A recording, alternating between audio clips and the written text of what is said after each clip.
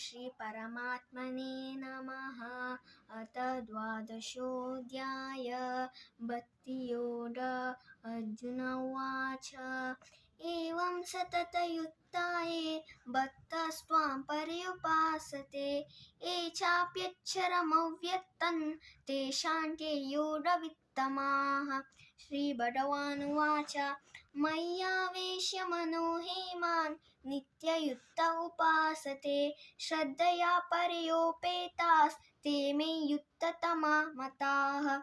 ये त्वक्षरमनिर्देश्यम् अव्यक्तं पर्युपासते सर्वत्र गमचिन्त्यं च कूटस्थमचलं ध्रुवं सन्नियामेन्द्रियग्रामं सर्वत्र समबुद्धयः ये ते प्राप्नुवन्ति मामेव सर्वभूतहिते रताः।